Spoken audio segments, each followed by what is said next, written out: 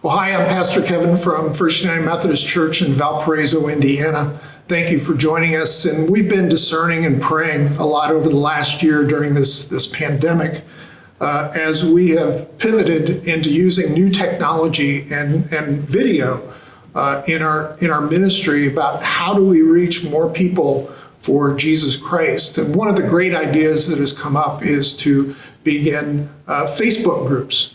And so we are pleased to announce the beginning of our first Facebook group that addresses some needs in our community. And so the first group that we're beginning is the Northwest Indiana Divorce Recovery Group.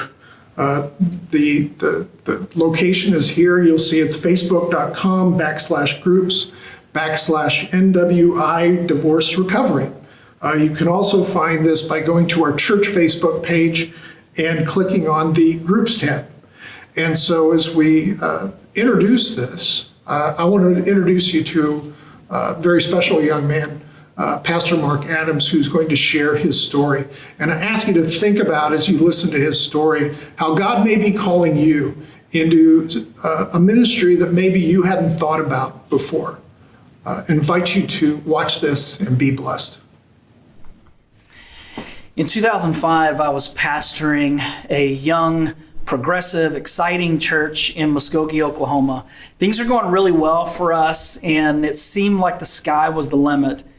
And then one day I came home from church to an empty house, a quiet house, and this was unusual in my house because we had 3 small kids. And I found this letter on my counter, and I could tell that it was from my wife. And so as I looked at it, I opened it up, and I immediately felt like something was wrong because it was about a 5 or 6 page letter. And I just had a bad feeling about this. And so as I read the letter, it was full of her feelings about how she no longer loved me, felt like maybe she never even did, and that she was filing for divorce. For me, it was certainly a dark day in my life. A couple of months later, she revealed to me that she was pregnant and that the baby was not mine. And so out of nowhere, I go from being a pastor of a growing church to a divorced pastor whose life is now a soap opera. And this was a difficult time, as you can imagine. But something interesting came from this. A couple of things happened. The first thing is that I began to understand what divorcees deal with. Over the years, I'd had people who were divorced talk to me and talk about how they felt like they were second-class citizens, or like the Scarlet Letter, how they had a big D on their chest. They were branded, and people treated them differently. And I would just say, no, that's just your imagination.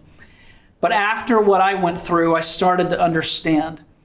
And so this understanding of people who had been through divorce or were going through divorce allowed me different parts of ministry that I'd never expected to have. But the more surprising one was that after I was divorced, I had more people come to me for marriage counseling than I ever had before.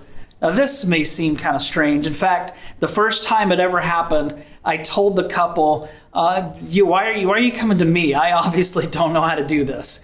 And they said, we're coming to you because we believe that maybe you've learned some things that can help us. And so I took that and tried to see what I could learn from what I had been through and maybe can help other marriages. Even here recently, I had a friend from high school that reached out to me. It's probably been 30 years since I talked to him. And he said that his marriage was on the rocks and he's going through a difficult time and he was just wondering if I could help him. And so I talked through some things to him, asked him if he went to church, and he said no. And I said, you need to get you and your wife into church and start on that. I have to admit, I'm the kind of person that believes that Jesus is the answer for all the world's troubles. And so he told me recently that he and his wife went to church. He committed his life to Christ, and he's now trying to live his life for Jesus. Their marriage is still struggling and they're still having ups and downs, but I'm hopeful that they can work through this. But the point in this is that God can actually take your pain.